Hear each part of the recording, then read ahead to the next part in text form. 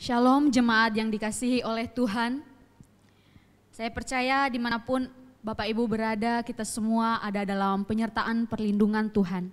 Mari kita menyiapkan hati kita, pikiran kita untuk boleh masuk di dalam ibadah kita pada pagi hari ini. Namun sebelumnya mari kita mendengarkan panggilan ibadah kita dari Yohanes 14 ayat 15 sampai 20. Jikalau kamu mengasihi aku akan menuruti segala perintahku. Aku akan meminta kepada Bapa dan Ia akan memberikan kepadamu seorang penolong yang lain, supaya Ia menyertai kamu selama-lamanya. Yaitu Roh kebenaran. Dunia tidak dapat menerima Dia, sebab dunia tidak melihat Dia dan tidak mengenal Dia.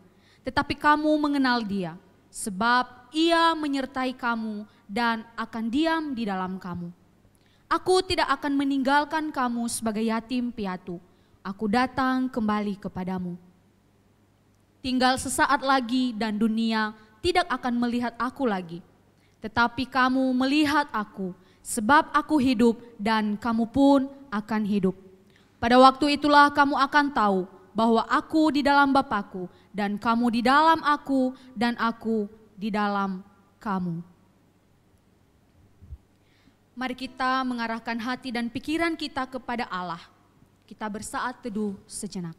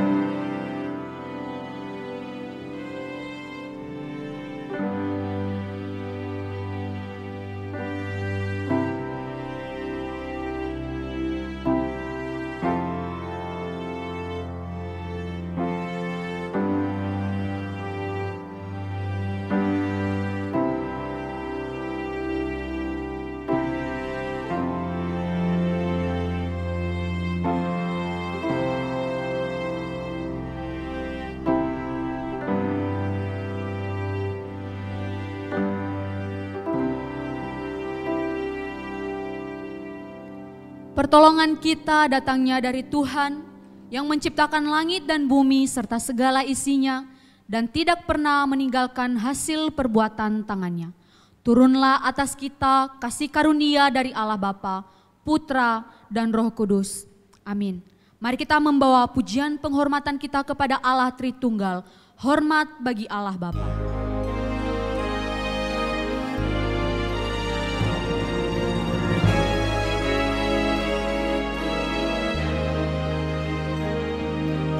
Hormat bagi Allah Bapa, hormat bagi anaknya, hormat bagi Roh penghibur ketiganya yang esa.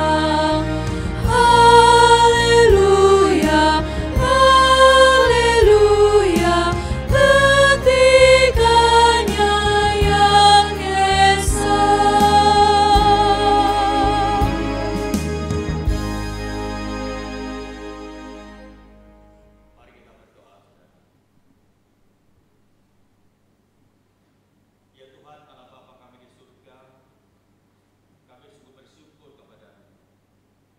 Pada hari ini kami diberi kesempatan untuk kembali beribadah kepada Engkau dalam rangka memperingati hari kenaikan-Mu ke surga. Tuhan, 2 tahun ini kami merayakan kenaikan-Mu bukan di gedung gereja, namun di rumah kami masing-masing. Namun hari itu tidak akan membuat kami kehilangan sukacita, tidak akan membuat kami kehilangan rasa hormat kepada-Mu Tuhan, juga tidak membuat kami kehilangan rasa rindu untuk beribadah kepada Engkau. Tuhan, pimpin kami dalam ibadah pada hari ini. Ampuni segala dosa-dosa kami Tuhan, kuduskan kami, supaya kami layak untuk boleh datang beribadah kepada Engkau. Kami layak untuk menyembah kepada-Mu ya Tuhan. Kami juga layak untuk menaikkan pujian bagi-Mu. Terima kasih Tuhan untuk kesempatan yang Kau berikan kepada kami. Pimpin kami dalam ibadah ini dari awal sampai dengan selesai, supaya dalam hati kami ada sukacita, motivasi kami juga motivasi yang benar. Kami datang pada hari ini, pada pagi ini adalah untuk menyembah kepada Engkau. Terima kasih Tuhan, dalam nama Tuhan Yesus kami berdoa, amin. Dipersilakan untuk duduk kembali. Bapak Ibu Saudara yang terkasih, dosa membuat kita menjadi orang yang hidup di dalam perbudakan. Hidup kita dibelenggu. Tetapi itu dulu Bapak Ibu Saudara, karena kini kita telah diselamatkan oleh Kristus. Dengan darahnya yang tercurah di atas kayu salib, Ia menebus kita, dan setiap kita yang mau bertobat terhapus dosanya. Mari kita pujikan, tercurah darah Tuhanku.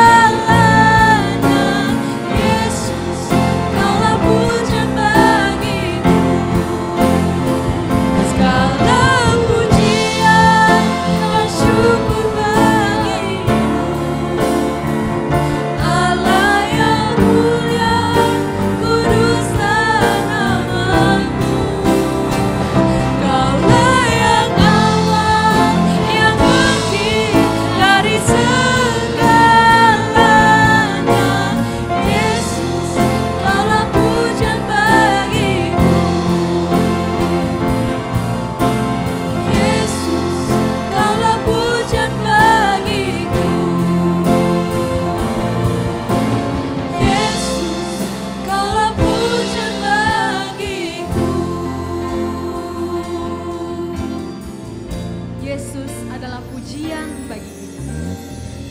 Bapak Ibu Saudara, kalau dosa membuat kita menjadi orang yang tidak berpengharapan, tetapi kematian, kebangkitan, dan kenaikan Kristus ke surga menjadikan kita orang-orang yang bersorak dan bersuka cita. Di tengah duka cita ada pengharapan yang besar. Bahkan pengorbanan Kristus menjadikan kita orang-orang yang lebih daripada pemenang. Mari pujikan bersama lebih daripada pemenang di dalam segala perkara. Oleh karena iblis telah dikalahkan di dalam kuasa darah Kristus.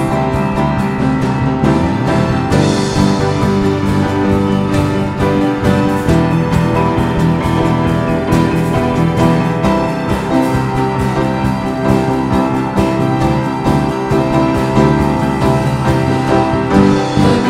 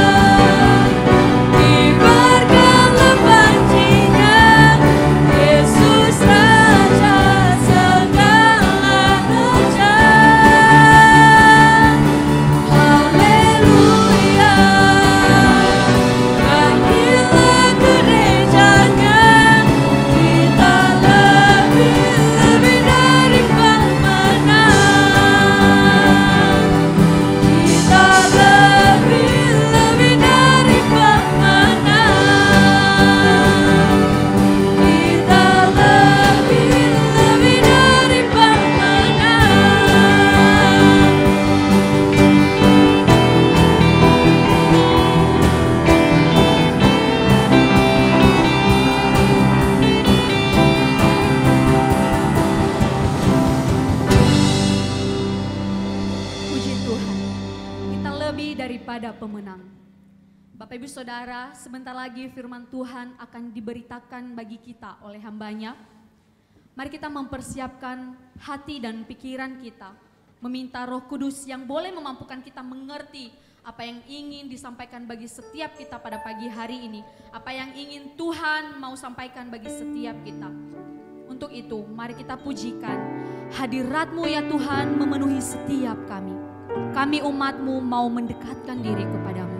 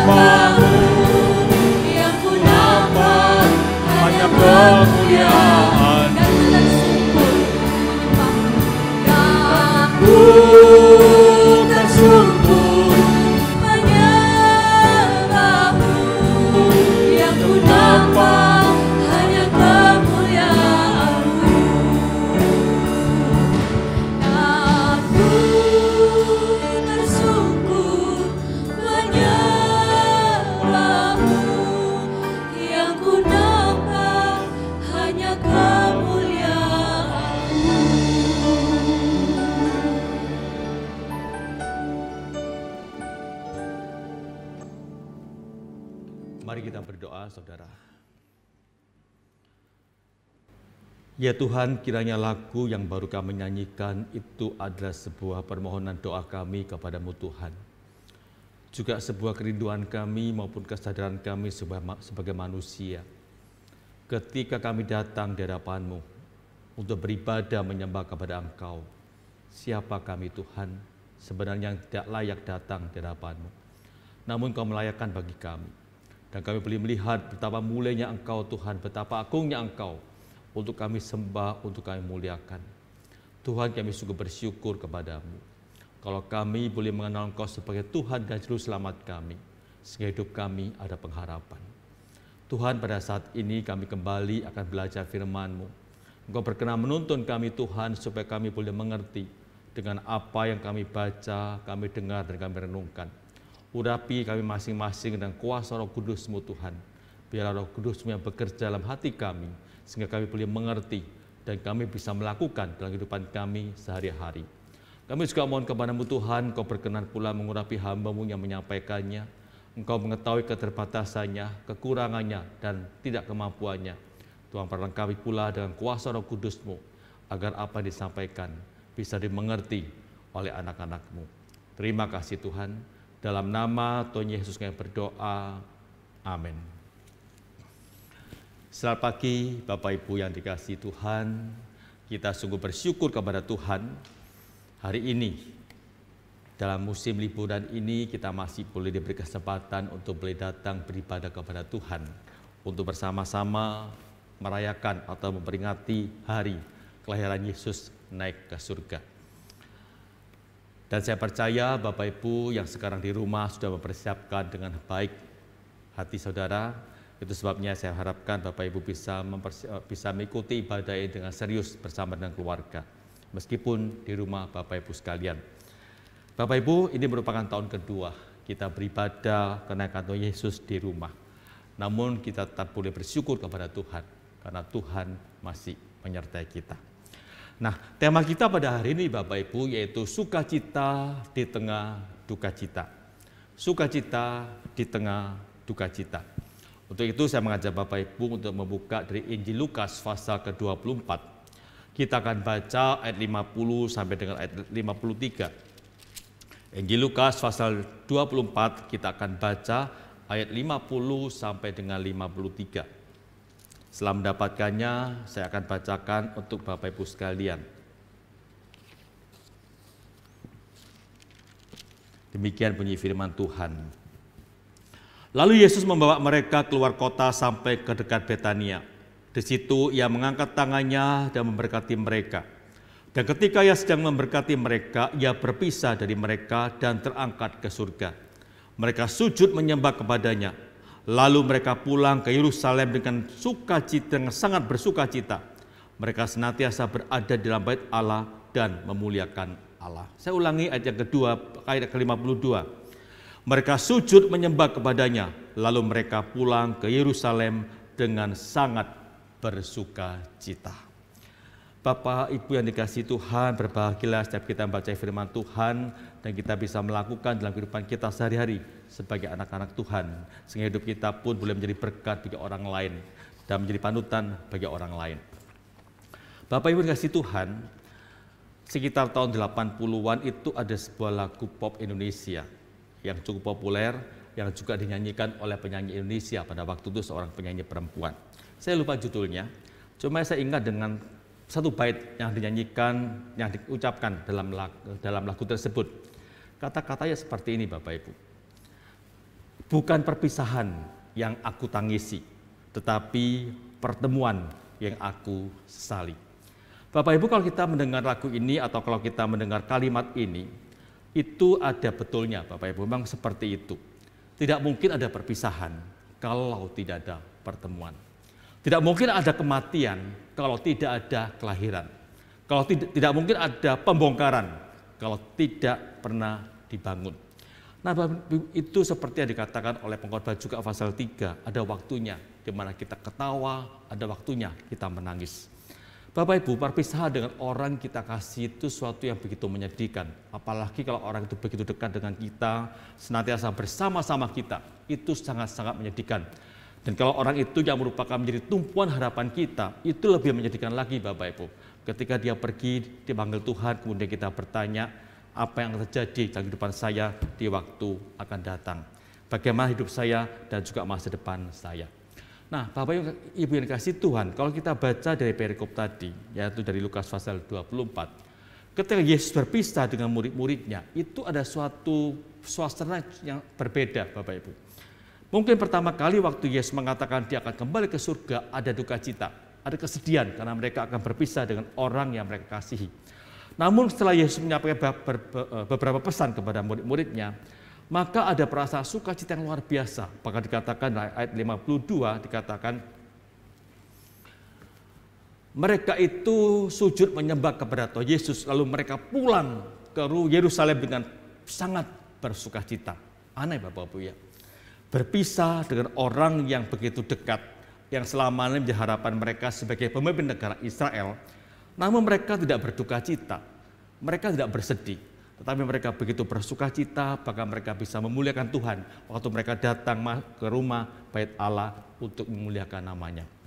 Bapak Ibu, kira-kira apa sih yang membuat mereka itu bisa bersuka cita? Mengapa tidak ada kesedihan dalam hati mereka? Apakah mereka itu nggak takut? Kalau Yesus tidak lagi bersama-sama dengan mereka, bagaimana kehidupan mereka nanti? Bagaimana waktu mereka nanti berhadapan dengan orang-orang Farisi yang sangat membenci mereka dan akan membunuh mereka? Siapa yang membacking mereka? Siapa yang menolong mereka? Waktu mereka menghadapi kesulitan, kepada siapa mereka harus minta tolong? Tentu ada perasaan seperti itu. Namun ada suatu sukacita luar biasa yang berlimpah dalam kehidupan mereka yang bisa mengalahkan semuanya itu Bapak Ibu. Kira-kira apa? Nah, kalau kita baca Bapak Ibu dari kitab dari Injil, 4 Injil ini, maka kita bisa mengambil 3 alasan mengapa mereka itu bersukacita waktu mereka berpisah dengan Tuhan Yesus. Mungkin secara jasmani mereka berduka cita dengan orang yang mereka kasihi. Namun mereka juga bersukacita secara rohani karena ada beberapa alasan yang membuat mereka bersukacita. Yang pertama Bapak Ibu, mereka bersukacita itu karena mereka memiliki Tuhan yang senantiasa menyertai umatnya. Saya ulangi, mereka begitu bersukacita waktu mereka pulang ke Yerusalem karena mereka percaya mereka punya Tuhan yang senantiasa menyertai dan juga memelihara mereka. Saya bacakan dari Matius 28 ayat 20b yang berkata seperti ini. Ketika Yesus akan berpisah dengan murid-muridnya, dia menyampaikan sebuah pesan di mana dia memberikan perintah supaya murid-muridnya itu menjadikan semua bangsa muridnya. Kemudian kalimat terakhir dia berkata seperti ini. Aku menyertai kamu senantiasa sampai kepada akhir zaman. Saya ulangi. Aku menyertai kamu senantiasa sampai kepada akhir zaman. Bapak Ibu yang dikasihi Tuhan, ketika mendengar perkataan ini, secara jasmani mereka sedih Bapak Ibu, mereka berduka cita. Namun mereka begitu bersuka cita karena ada suatu harapan. Mereka pegang teguh janji Tuhan yang akan menyertai mereka bukan cuma sementara, bukan cuma sesaat, tapi sampai kepada akhir zaman Allah akan senantiasa menyertai mereka. Dan mereka percaya murid-muridnya, apa yang dikatakan Tuhan Yesus bukan sebuah kebohongan, tapi sebuah bukti yang akan digenapi nantinya waktu mereka berjalan bersama-sama dengan Tuhan. Dan janji itu pun ada bersifat kekal, bukan bersifat sementara Bapak Ibu. Di mana mereka juga percaya nantinya Yesus akan datang kedua kalinya untuk mereka masing-masing. Bapak yang dikasihi Tuhan, meskipun secara fisik mereka mungkin tidak pernah melihat akan Tuhan Yesus, namun iman mereka bisa merasakan bagaimana Allah senantiasa menyertai mereka. Bapak Ibu, janji penyertaan Tuhan itu membuat mereka tetap bertahan.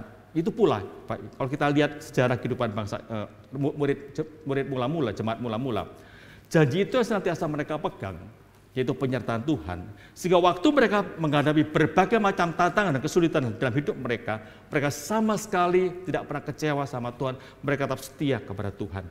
Kita lihat Bapak Ibu, kesetiaan mereka itu terhadap Tuhan sama sekali tidak pudar, meskipun mereka itu berhadapan dengan macam-macam penyiksaan.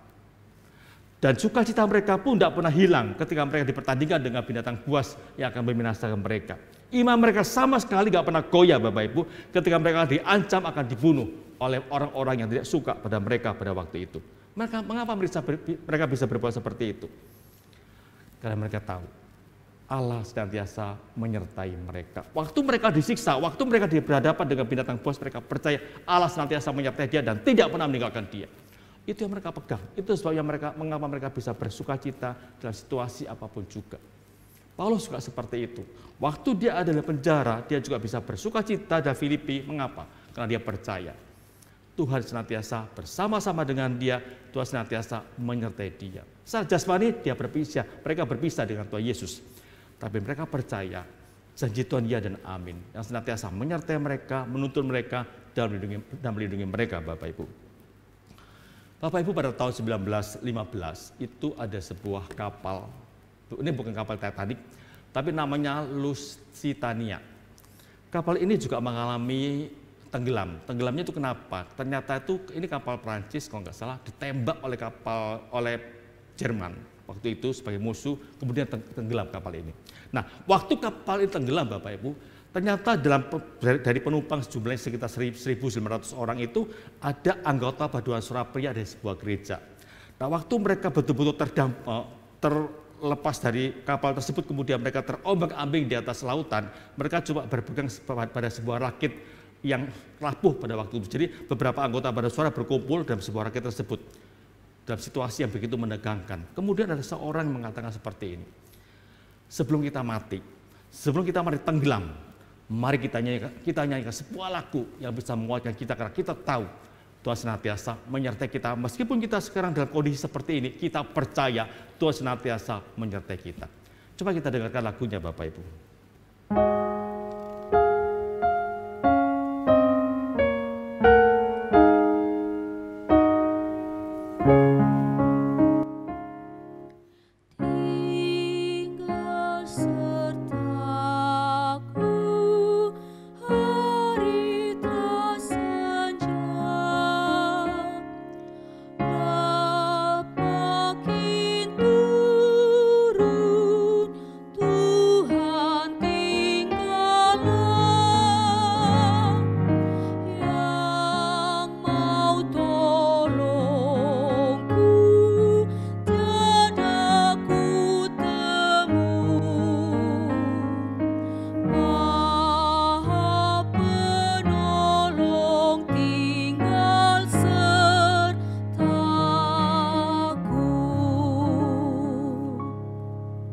Begitu baik pertama mereka selesai nyanyikan, apa yang terjadi? Mereka tiba-tiba mendengar sebuah fluid dari kapal penolong datang memanggil mereka. Mereka begitu bersuka cita, mereka betul-betul merasakan itu Allah betul-betul menyertai mereka. Kemudian mereka semua, ayo kita semua nyanyi lagu yang bait berikutnya. Dan mereka nyanyikan lagu bait kedua, ketiga, dan keempat dengan penuh sukacita karena mereka percaya Tuhan senantiasa menyertai mereka. Apakah waktu itu seandainya mereka tenggelam, apakah mereka bersukacita? Saya percaya mereka bersukacita karena mereka tahu waktu mereka tenggelam, Allah tidak menyertai mereka, Allah tidak meninggalkan mereka, tapi Allah juga senantiasa menyertai mereka, Bapak Ibu. Bapak Ibu kasih Tuhan, dalam kehidupan kita, dalam dunia ini, kita nggak mungkin lepas dari rasa takut dan juga rasa khawatir. Khususnya dalam situasi seperti sekarang ini, yang mananya pandemi COVID-19 belum juga usai. Kita mendengar lagi berita lebih hebat lagi, telah mutasi ke virus yang lebih ganas lagi. Ada perasaan takut, Bapak Ibu yang dikasihi Tuhan. Kita juga, saya dan juga saudara ada perasaan takut, ada perasaan khawatir. Bagaimana masa depan saya? Bagaimana kesehatan saya? Mau keluar takut, mau berbuat ini itu takut karena kita merasa ini seperti ancaman begitu hebat.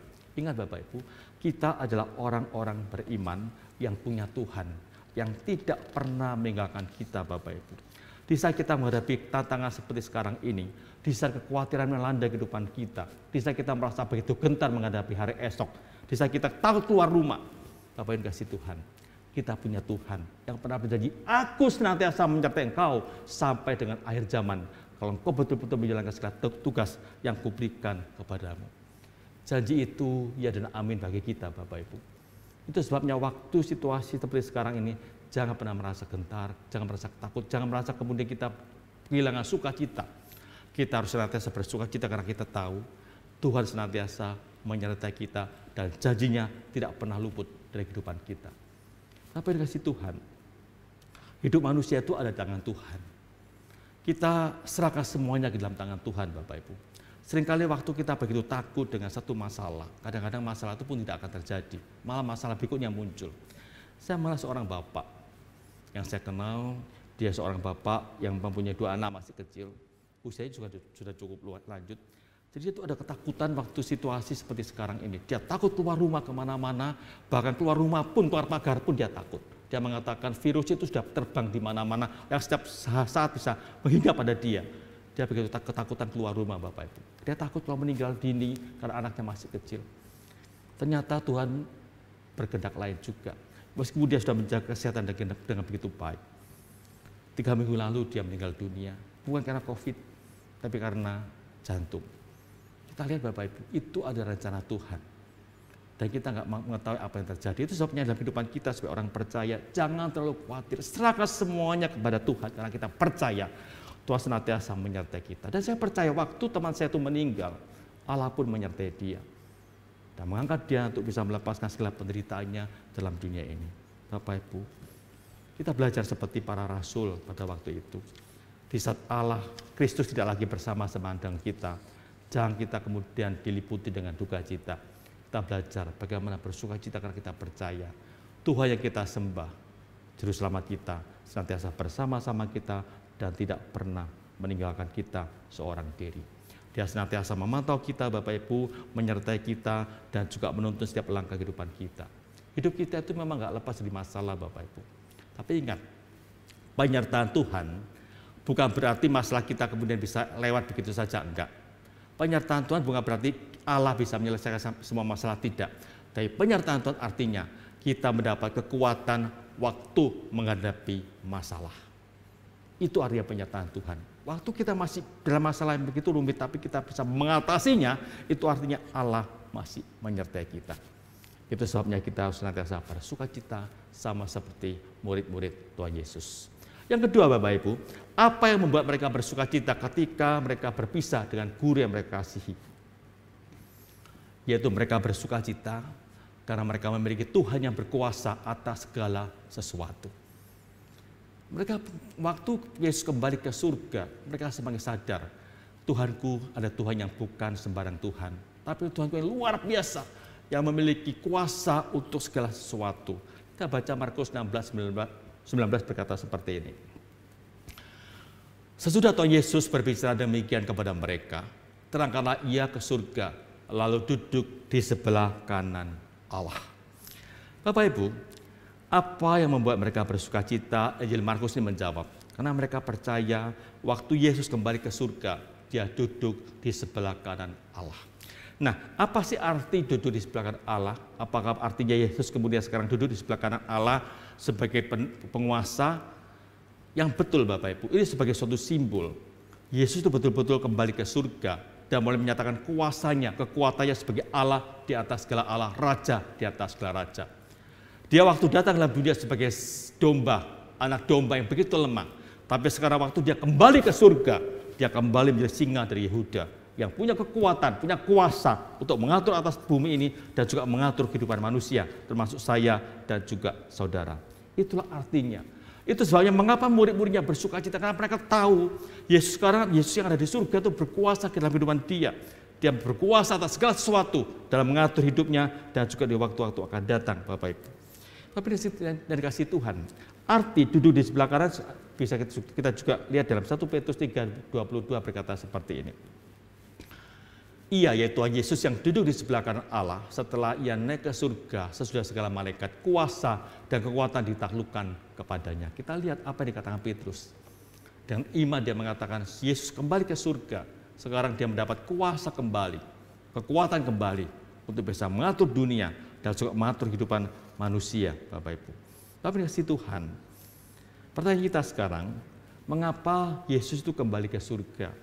Mengapa nggak tetap aja dalam bumi ini ya? Kalau di bumi ini kita enak Bapak Ibu, bisa datang pada Tuhan Yesus, bisa ngomong, ada apa-apa kita bisa utarakan akan pergumulan kita seperti itu. Kan enak seperti itu. Bapak Ibu, kalau Yesus itu ada dalam dunia tetap nggak kembali ke surga, itu artinya kekuasaannya itu terbatas.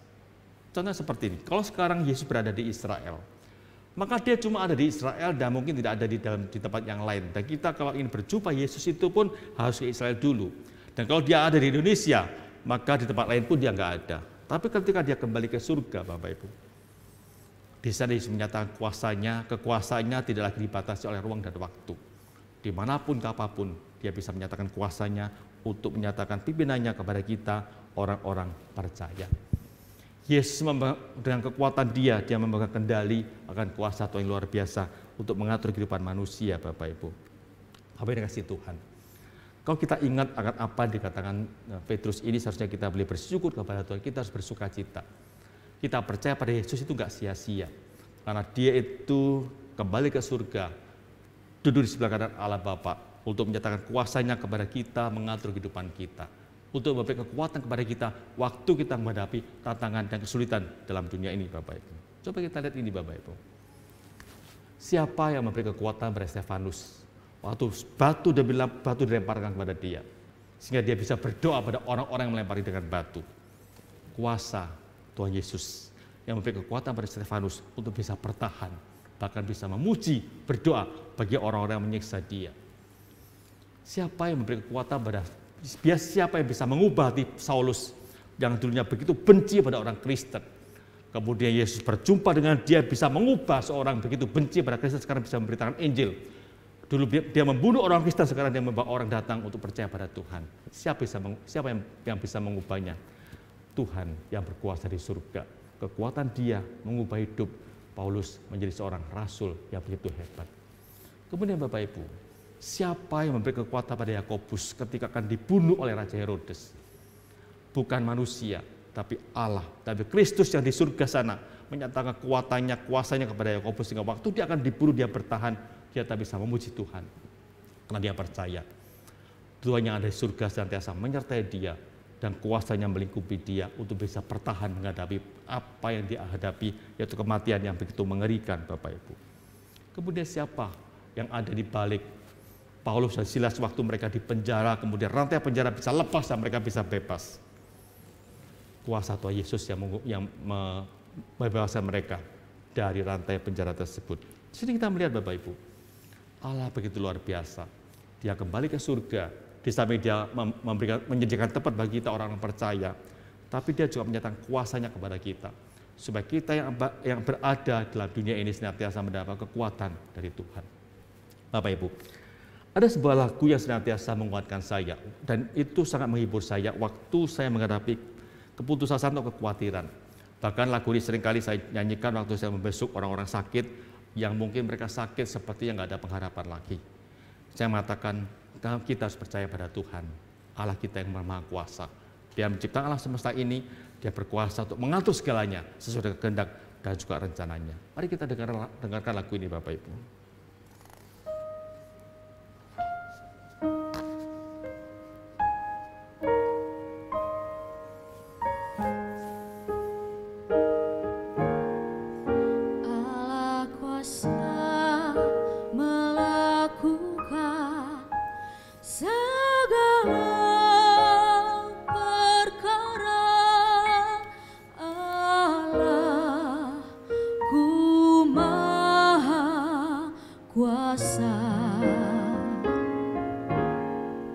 Dia ciptakan seisi dunia, atur segala masa. Allahku Maha Kuasa. Bapak Ibu, mengapa lagu ini senantiasa bisa menguatkan saya? Karena saya merasa Tuhan itu begitu Maha Kuasa. Dia bisa menciptakan alam semesta ini. Dia bisa mengatur semuanya dengan begitu baik.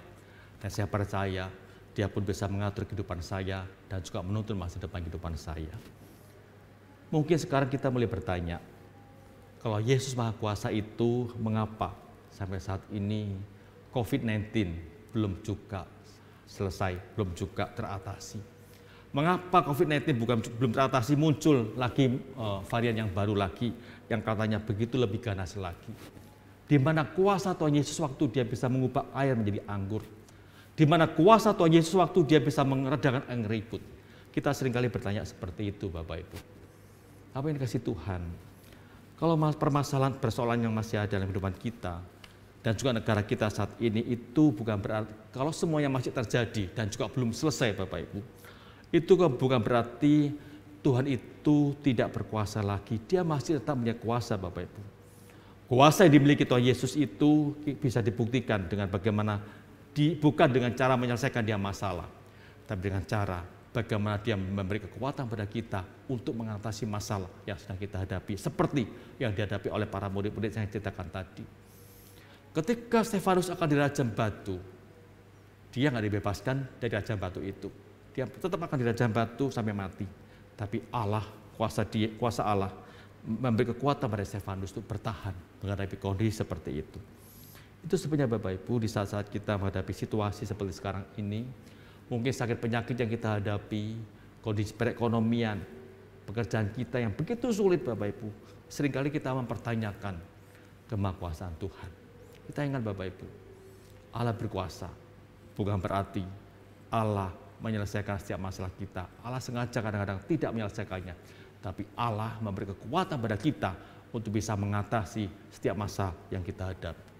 Waktu kita mendapat kekuatan itu, kita boleh belajar bagaimana bersandar kepada Tuhan, bersandar pada kekuatan Tuhan, bersandar pada kuasa Tuhan. Di sana kita semakin mengerti siapa Tuhan kita. Dan kita semakin mengerti untuk semakin beriman kepada Tuhan kita, Yesus Kristus Bapak Ibu. Yang ketiga Bapak Ibu, mengapa murid-murid itu bisa bersuka cita di saat mereka berpisah dengan Tuhan Yesus? Mereka bersuka cita karena mereka memiliki Tuhan yang hidup, yang pasti akan datang kembali untuk kedua kalinya. Saya bacakan dari Kisah Rasul pasal 1 ayat 11 yang berkata seperti ini. Malaikat itu berkata kepada mereka, "Hai orang-orang Galilea, mengapakah kamu berdiri melihat ke langit? Yesus ini yang terangkat ke surga meninggalkan kamu, akan datang kembali dengan cara yang sama seperti kamu melihat dia naik ke surga."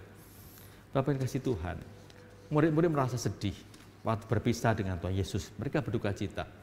Tapi ada sukacita yang luar biasa yang melebihi duka cita mereka. Apa itu? Janji Tuhan, di mana dia akan datang kembali akan ke dunia ini untuk menghakimi orang-orang percaya maupun yang tidak percaya. Bapak yang kasih Tuhan, janji itu yang dipegang oleh para murid-murid pada waktu itu. Itu sebabnya mereka begitu bersuka cita. Kebangkitan Tuhan Yesus Bapak Ibu, kalau tidak disertai dengan kenakan Yesus ke surga, itu nggak ada artinya sama sekali. Percuma kita percaya pada Tuhan kalau dia tidak kembali ke surga. Justru waktu dia kembali ke surga menandakan bahwa dia itu adalah Tuhan yang hidup, yang bisa memerintah kehidupan kita, juga mengatur kehidupan kita. Tapi dari Tuhan, waktu kita menghadapi beberapa hal yang kita hadapi, jangan pernah kita kendor, kita percaya Tuhan senantiasa menyertai kita, dia juga senantiasa berkuasa dalam kehidupan kita. Kemudian kita juga bertanya, kalau seperti itu, kapan Yesus datang kedua kalinya? Kalau kita baca Bapak Ibu ya, dalam Alkitab, itu seringkali kita menemukan banyak ayat yang mengatakan Yesus segera datang. Kita bicara dalam Yakobus, kemudian juga Petrus maupun penulis Ibrani, mengatakan bahwa Yesus datang sudah dekat, gak lama lagi dia datang. Tetapi kenyataannya Bapak Ibu, hingga sekarang, di mana janji itu pernah diucapkan Yesus selama 2000 tahun yang lalu, tapi sampai sekarang pun sepertinya itu tidak tergenapi sama sekali. Itu sebabnya kadang-kadang ada orang bersikap sinis kepada berita ini, mengatakan mana buktinya kalau Yesus datang kedua kali, sampai sekarang pun dia belum datang. Bahkan perkataan itu bukan cuma terjadi pada zaman sekarang, pada zaman jemaat mula-mula juga terjadi seperti itu. Kalau kita baca dalam 2 Petrus berkata seperti ini. Mereka berkata kepada Petrus, pada mengatakan seperti para pengecek, di manakah janji tentang kedatangannya itu? Sebab sejak bapak-bapak leluhur kita meninggal, segala sesuatu tetap seperti semula pada waktu dunia diciptakan. Tidak ada buktinya sama sekali. Kapan? Tidak terbukti sampai sekarang Bapak Ibu. Tapi kalau kita mau belajar dengan baik-baik dalam Alkitab, jelas itu. Apakah Alkitab salah? Jelas tidak. Apakah penulisnya salah? Juga tidak Bapak Ibu. Mereka semua mengatakan ada suatu kebenaran. Di mana kita melihat juga beberapa kali juga penulis Alkitab mengatakan bahwa tidak seorang pun yang tahu kapan Yesus datang untuk kedua kalinya. Dikatakan dia datang seperti pencuri. Ketika tuan rumah lengah, ketika mereka tidur, pencuri datang untuk mengambil harta benda yang dimiliki oleh tuan rumah tersebut. Dikatakan juga Yesus datang seperti air bah yang datang pada zaman Nuh. Di mana hidup mereka biasa seperti biasa-biasa saja, sehari-hari seperti biasa, nggak ada perubahan apa-apa. Tiba-tiba banjir datang, hujan demi hujan terus datang, tidak pernah berhenti. Banjir, air bah datang, banjir melanda bumi, dan mereka semua tenggelam. Datang dengan tiba-tiba. Demikian juga dengan Tuhan Yesus Bapak Ibu. Kapan dia datang, seorang pun tidak tahu. Tapi kita percaya, suatu ketika nanti dia akan datang ke dunia untuk menghakimi kita, orang-orang percaya. Dan itu diimani oleh para rasul. Itu sebabnya mereka begitu bersuka cita. Itu sebabnya kita pun seperti itu Bapak Ibu. Kita percaya. Kapan waktunya kita nggak tahu, tapi kita percaya suatu saat nanti Yesus datang, pasti akan datang untuk kedua kalinya. Kemudian kita bertanya, nah selama kita menunggu kedatangan Yesus kedua kali, apa yang kita lakukan? Bapak Ibu, apa yang kita lakukan selama kita menunggu Yesus datang kedua kalinya? Yaitu kita senantiasa berjaga-jaga. Apa itu arti berjaga-jaga Bapak Ibu? Yang pertama, berjaga-jaga itu artinya rohani kita itu tidak tidur. Kita baca Roma 13:11 katakan seperti ini. Hai, hal ini harus kamu lakukan karena kamu mengetahui keadaan waktu sekarang. Yaitu bahwa saatnya telah tiba bagi kamu untuk bangun dari tidur. Sebab sekarang keselamatan sudah lebih dekat bagi kita yang dekat bagi kita daripada waktu kita menjadi percaya. Kita lihat Bapak Ibu. Kapan Yesus datang kita nggak tahu, tapi suatu ketika dia akan datang. Sebabnya kita harus betul-betul rohani kita harus bangun, jangan tidur lagi. Artinya apa Bapak Ibu? Kalau jasmani kita tidur, itu kita nggak bergerak apa-apa, cuma jantung kita yang bergerak, yang nafas kita. Demikian juga kita waktu rohani kita tidur, kita itu nggak berbuat apa-apa untuk Tuhan. Baca firman Tuhan enggak, berdoa juga enggak, sama sekali. Itu artinya rohani kita tidur dalam kondisi seperti ini. Kalau Yesus datang kedua kalinya tiba-tiba, bagaimana kita bisa meresponinya Bapak Ibu? Siapkah kita bisa menerima Yesus datang kedua kali waktu kita nggak pada persiapan sama sekali? Kita malas untuk bisa bersekutu dengan Tuhan. Rohani kita tidur begitu pulas. Dan kita begitu terkejut waktu Yesus datang kedua kalinya. Kita belajar Bapak Ibu. Supaya kita kembali membangunkan rohani kita. Kita kembali giat untuk kembali belajar firman Tuhan. Berdoa kepada Tuhan. Yang kedua, apa artinya berjaga-jaga? Yaitu kita harus senantiasa hidup dalam kekudusan. Roma 13 ayat 12-14 dikatakan seperti ini. Hari sudah jauh malam, telah hampir siang. Sebab itu marilah kita menanggalkan perbuatan-perbuatan kegelapan dan mengenakan perlengkapan senjata terang. Kita lihat Bapak Ibu. Paulus menggambarkan dosa kita yang lama itu seperti kita pakai baju yang nggak dilepas-lepas. Paulus mengatakan sekarang tanggalkan bajumu itu, pakaianmu itu. Dosa-dosamu tanggalkan, hidup dalam kekudusan. Dan kenakan perlengkapan senjata Allah supaya kamu siap untuk menghadapi segala macam tantangan yang ada dalam dunia ini. 13-14 dikatakan seperti ini. Marilah kita hidup dengan sopan seperti pada siang hari. Jangan dalam pesta pora dan kemabukan, jangan dalam percabulan dan hawa nafsu, jangan dalam perselisihan dan iri hati. Tetapi kenakanlah Tuhan Yesus Kristus sebagai pelengkapan senjata terang dan janganlah merawat tubuhmu untuk memuaskan keinginannya. Apa yang dikatakan Paulus sekali lagi? Tanggalkan pakaian dosamu dan hiduplah dalam kekudusan dengan sopan seperti orang pada siang hari bukan pada malam hari. Pencuri kapan datang? Pada malam hari. Dikatakan pada siang hari hiduplah dalam kekudusan, jangan seperti itu. Jauhkan percabulan, jauhkan kemabukan dan juga yang hawa nafsu dan juga perselisihan maupun iri hati. Semuanya itu nggak berkenan di hadapan Allah. Tapi dari Tuhan, kita belajar kalau kita ingin menyambut Yesus datang kedua kalinya dengan sukacita, aku ada di sini Tuhan, maka syarat harus kita lakukan hidup dalam kekudusan. Lepaskan iri hati dan juga perselisihan. Iri hati itu seringkali menghinggapi kita sebagai manusia Bapak Ibu, termasuk kita orang Kristen. Dan itu sangat tidak berkenan di hadapan Tuhan. Tuhan tidak akan terima kita kalau masih dosa iri hati menguasai kita. Jadi pesan saya kepada Bapak Ibu dan juga kepada kita semua, hidup dalam kekudusan artinya kita berjaga-jaga nanti Yesus datang kedua kalinya. Yang ketiga Bapak Ibu, apa itu artinya berjaga-jaga? Setia, bekerja bagi Tuhan. Setia, bekerja bagi Tuhan, setia melayani Tuhan. Ya. Dalam Matius 24:40 berkata seperti ini. Berbahagialah hamba yang dapati tuannya melakukan tugasnya itu ketika tuannya itu datang. Jadi ketika hamba ini bisa mengerjakan tugasnya dengan baik dan setia, semuanya beres. Pada waktu tuannya datang, tuannya begitu bersukacita, begitu bangga. Dan mengatakan, sungguh bangga aku punya hamba seperti engkau. Sekarang mari bersama-sama dengan aku bersukacita. Itu yang diharapkan Yesus kepada kita Bapak Ibu. Di mana kita senantiasa untuk mempersiapkan hati kita dengan sebaik-baiknya. Kita bekerja begitu dengan penuh tanggung jawab. Kita melayani Dia dengan penuh tanggung jawab. Waktu yang diberikan Tuhan kepada kita ini cuma singkat Bapak Ibu. Gunakan dengan sebaik-baiknya.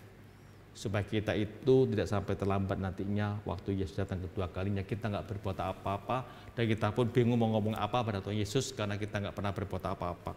Tapi mulai sekarang masih ada kesempatan, baiklah kita memperbaiki kehidupan kita, bekerja bagi Tuhan, melayani Tuhan dengan sungguh-sungguh. Kita tentu ingat kisah ini Bapak Ibu, kisah gadis-gadis bijaksana dan juga gadis-gadis yang bodoh Bapak Ibu ya. 5 gadis waktu mereka menyambut mempelai, mereka mempersiapkan dengan baik. 5 gadis nggak mempersiapkan dengan baik, nggak bawa minyak. Tapi 5 gadis bawa minyak sehingga waktu mempelai pria datang, mereka bisa masuk ikut pesta pernikahan. Karena mereka bawa minyak, mereka bawa lampu.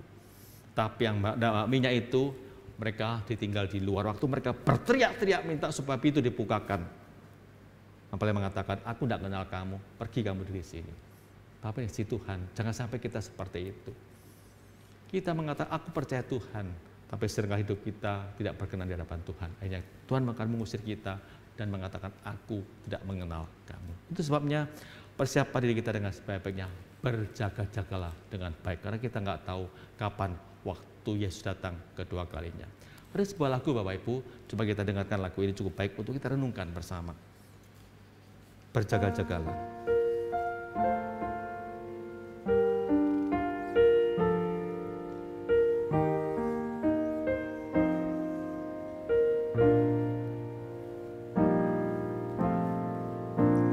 Bagaikan pencuri di malam hari, demikianlah saat Kristus datang. Tiada seorang pun tahu pasti jalan hidup yang ia miliki. Bersyukur akan hidup hari ini, mohonkan ampun pada Allah Bapa. Marilah kita saling mengampuni, agar damailah tinggal di bumi. Berjaga-jagalah mulai saat ini, jangan kau menunda hingga tak berdaya. Berjaga-jagalah mulai saat ini, setia berjuang berbuat kebaikan. Hidup hanya sekali, semua akan mati. Buatlah hidupmu menjadi berarti. Mohon pengampunannya agar diselamatkan, damai abadi di rumah Bapa. Damai abadi di rumah Bapa.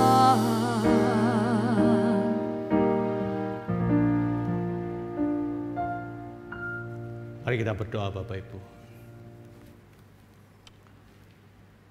Tuhan, terima kasih untuk firman-Mu pada hari ini.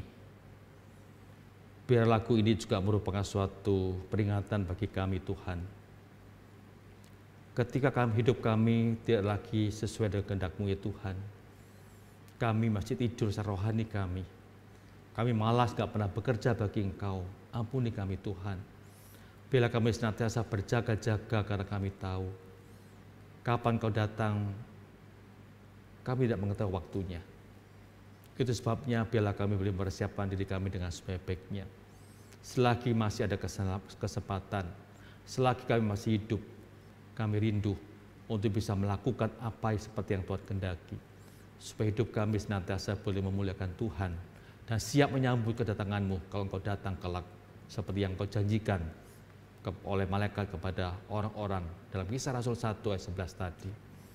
Tuhan, biarlah kami senantiasa sebagai anak-anak Tuhan belajar untuk senantiasa bersukacita seperti para murid ketika mereka berpisah dengan guru mereka. Kami bersukacita bukan karena harta kami, Tuhan. Kami bersukacita bukan karena kekayaan kami, bukan karena jabatan kami, tapi karena kami bersukacita karena kami punya Tuhan seperti Engkau. Ya Tuhan yang senantiasa menyertai kami dan tidak pernah meninggalkan kami. Tuhan yang mempunyai, yang berkuasa atas segala sesuatu. Kami bersukacita karena kami mempunyai Tuhan yang hidup, yang pasti akan datang kembali untuk kedua kalinya.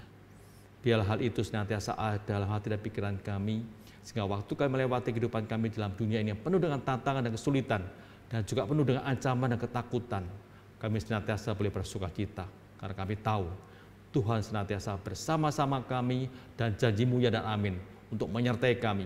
Dan Kau juga berjanji akan mengangkat kami kembali ke surga, karena kami tahu Tuhan hidup dalam dunia ini cuma sementara. Terima kasih Tuhan untuk firman-Mu pada pagi hari ini. Dalam nama Tuhan Yesus kami berdoa. Amin.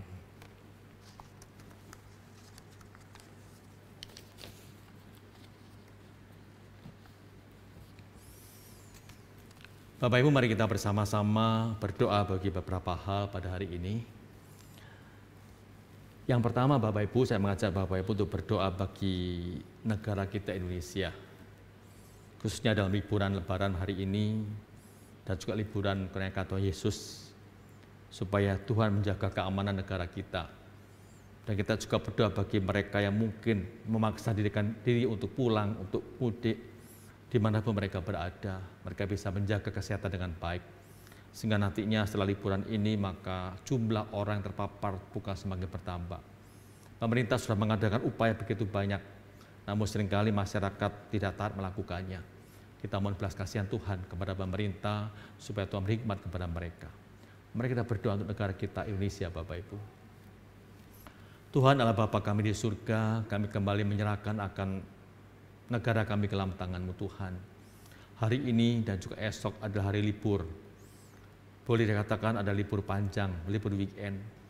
Namun kami juga melihat Tuhan bagaimana pemerintah sudah berupaya untuk bisa mengantisipasi supaya COVID-19 ini tidak menyebar terlalu luas sehingga banyak lagi korban yang meninggal dunia.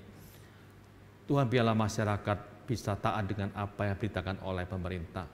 Kalaupun mereka memaksa pulang ke rumah mereka, ke desa mereka, mereka bisa menjaga juga kesehatan mereka dengan baik. Tuhan, kami serahkan akan kondisi kesehatan anak-anak-Mu juga, masyarakat Jemaat Elion dan juga masyarakat Indonesia keseluruhan. Kami serahkan dalam tangan-Mu Tuhan. Tolong Tuhan angkat kondisi negara kami dan juga virus 19 yang juga belum selesai sampai saat ini. Kami sebagai manusia hanya bisa berserah kepada-Mu. Dan bila kami senantiasa menjaga kesehatan kami dengan protokol kesehatan, dan kami senantiasa bersama-sama dengan Engkau karena kami percaya apapun yang terjadi dalam kehidupan kami tidak lepas daripada kuasa Tuhan, kontrol Tuhan, dan juga penyertaan Tuhan. Terima kasih Tuhan.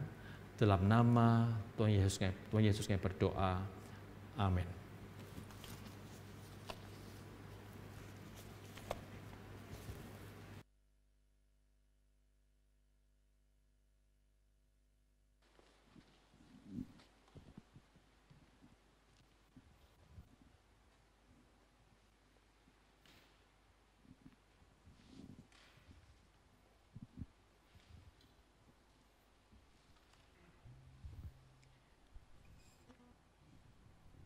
Jemaat, saya undang untuk berdiri.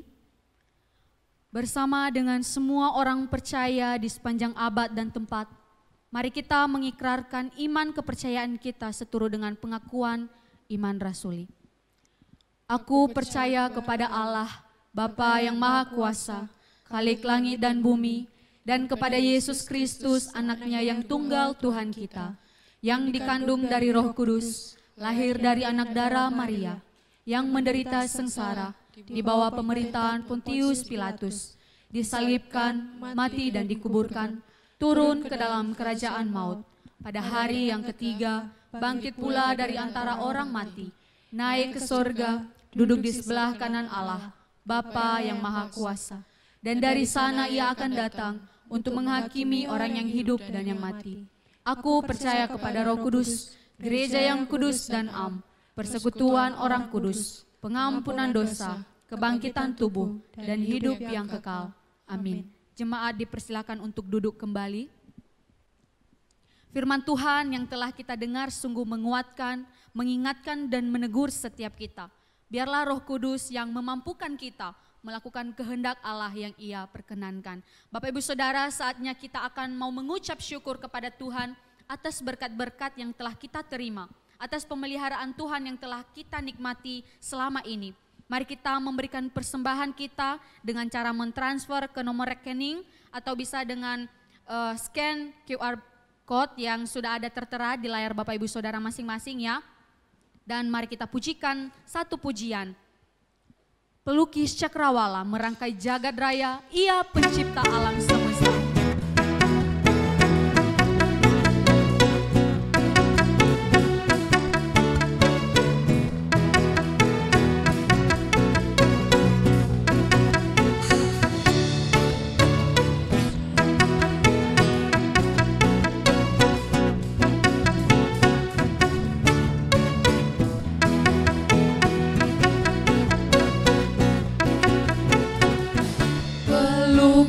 Cakrawala merangkai jagat raya, pencipta alam semesta,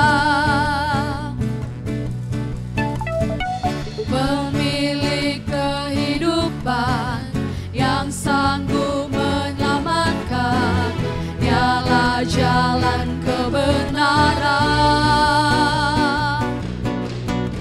Kami rindukan kuasa lawatan-Mu, kebangkitan pasti terjadi. Datanglah dan bertantang, kuat dan berkuasa, saat hati bersatu menaikkan pujian, belenggu dipatahkan, mujizat dinyatakan.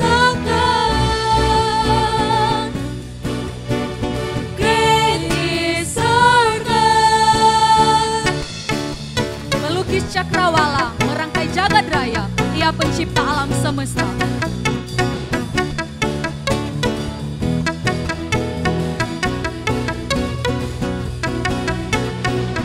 Pelukis cakrawala merangkai jagat raya, pencipta alam semesta,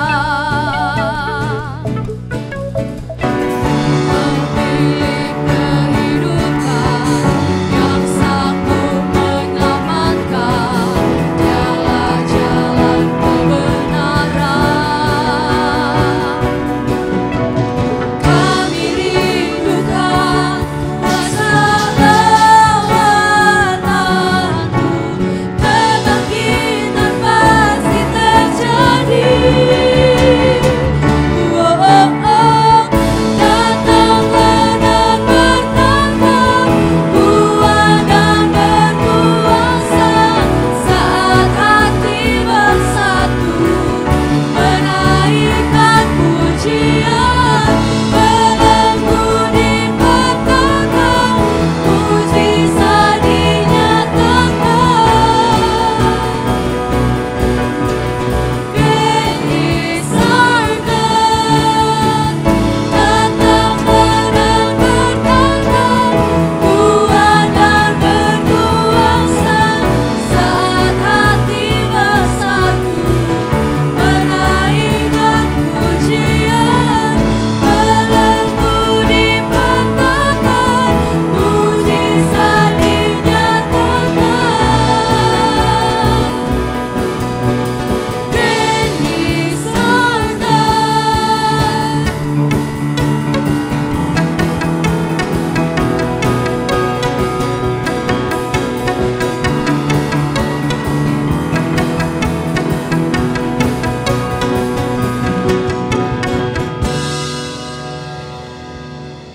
Mari kita berdoa.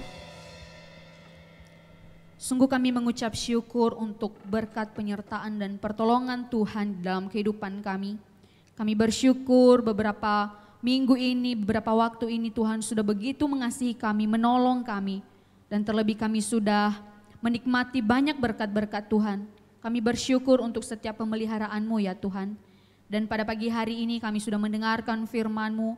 Terlebih saat ini kami membawa persembahan kami kepada Tuhan. Biarlah apa yang sudah kami bawa kepadamu boleh menjadi persembahan yang harum di hadapan Tuhan. Boleh dipakai untuk menjadi saluran berkat untuk pekerjaan-pekerjaan Tuhan dimanapun itu. Berikan hikmat bijaksana untuk setiap anak-anak-Mu pengurus yang mengelola setiap persembahan ini. Supaya Tuhan, Engkau saja yang dipuji dimuliakan, nama-Mu saja ditinggikan dari setiap apa yang sudah kami berikan. Dan semuanya boleh ditunjukkan kepada Engkau saja. Terima kasih Tuhan, Engkau memberkati setiap jemaat-Mu dalam kehidupan mereka, pekerjaan mereka, keluarga mereka, masa depan keluarga mereka. Biarlah Tuhan yang menyertai. Demi Kristus Yesus kami berdoa dan kami bersyukur. Amin. Saya mengundang jemaat sekalian untuk bangkit berdiri. Sebab segala sesuatu adalah dari Dia, oleh Dia dan kepada Dia. Bagi Dialah segala kemuliaan sampai selama-lamanya. Doksologi dan doa berkat oleh Pendeta Hendy.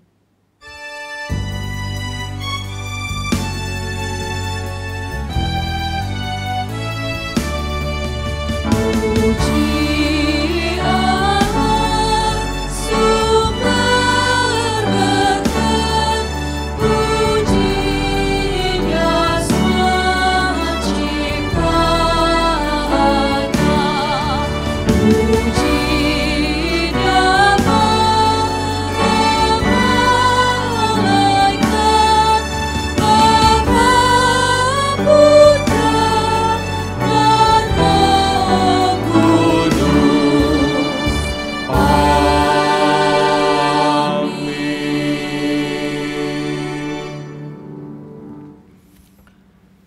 Tuhan, kami sungguh bersyukur kepadamu kalau kami boleh melihat dan juga merasakan akan pimpinan-Mu dalam ibadah kami mulai awal sampai dengan selesai. Tuhan, kami serahkan anak-anak-Mu dalam tangan-Mu. Di rumah mereka masing-masing, Kau senantiasa menyertai mereka, menuntun mereka Tuhan. Menapa kehidupan mereka dalam dunia ini memang tidak mudah Tuhan bagi mereka. Banyak tantangan yang mereka hadapi, banyak kesulitan yang mereka temui. Namun biarlah Tuhan senantiasa menyertai mereka. Dan biarlah mereka sebagai orang-orang percaya, mereka senantiasa beriman kepada Tuhan. Sama seperti para murid, mereka boleh bersuka cita karena mereka tahu Tuhan senantiasa menyertai mereka. Dan Kau adalah Tuhan yang Maha Kuasa yang mengatur segala sesuatu. Dan Kau pun berjanji datang kembali, memberi kepada kami suatu sukacita surgawi yang Kau berikan kepada kami. Tuhan, kami serahkan anak-anak-Mu dalam tangan-Mu. Biarlah mereka sebagai anak-anak Tuhan bisa menjadi pelaku-pelaku firman, sehingga hidup mereka pun, apa yang mereka lakukan, mereka katakan, semuanya boleh memuliakan nama Tuhan dan boleh menjadi berkat bagi orang-orang di mana mereka berada. Bapak Ibu yang dikasihi Tuhan, arahkanlah hati Bapak Ibu dan juga saudara kepada Tuhan. Dan sekarang terimalah berkat dari Tuhan. Kiranya kasih karunia dari Allah Bapa, anugerah keselamatan dari Yesus Kristus, kekuatan, penghiburan, damai sejahtera, serta sukacita dari Allah Roh Kudus senantiasa menyertai kehidupan Bapak Ibu sekalian dan juga saudara sekalian mulai sekarang sampai Yesus datang kedua kalinya. Amin.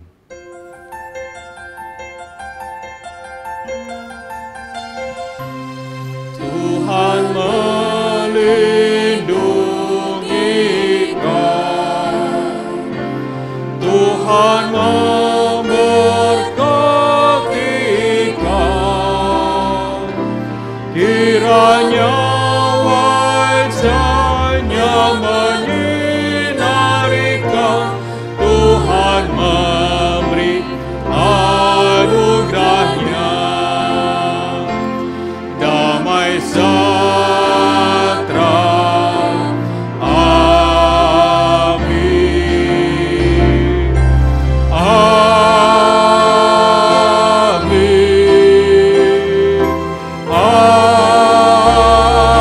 Amin.